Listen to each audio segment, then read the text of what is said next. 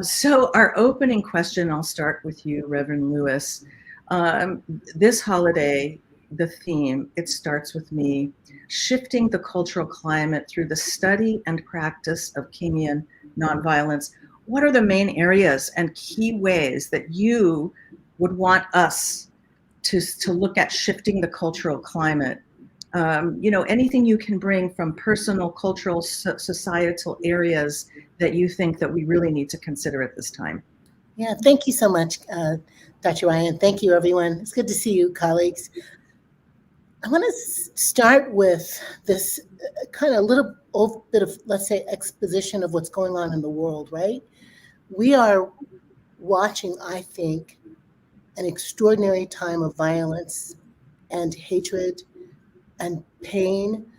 I grew up watching Dr. King and the Southern Freedom Movement, and the feeling I have is then it was batons striking protesters, dogs snapping at children, water hoses turned on. Those images were traumatic, including the assassination of our beloved brother. That violence is a part of what it is to be in our nation. We were built on violence. We were built on white supremacy, militarism, and violence.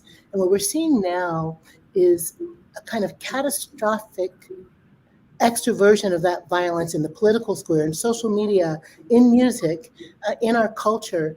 And I think I would have to say that the violence is inside of us, that there is a way in which what we're seeing extroverted is the feeling of left behind, the feeling of being replaced, the feeling of these are not the good old days anymore, that were not the good old days for me and my people.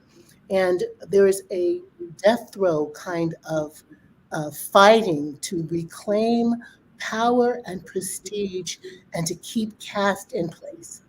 What I'd like to see a shift in our culture is that we get to the place where we understand that we are inextricably connected one to the other, that we cannot survive and thrive unless we do it together.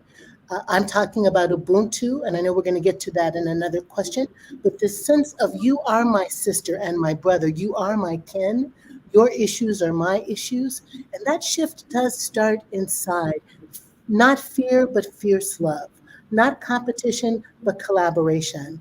Not zero sum, but there's enough for all of us. Mm-hmm. Not scarcity, but abundance. Those are shifts that happen inside us, the way we raise our children, the stories we tell, the conversations we have, the media we consume that make us think we're not an island unto ourselves, but that we are each other's people. And the only way we're going to get to the tomorrow we dream of, for me, is for that internal shift to happen where I have radical empathy for you because I understand your stuff and my stuff are the same.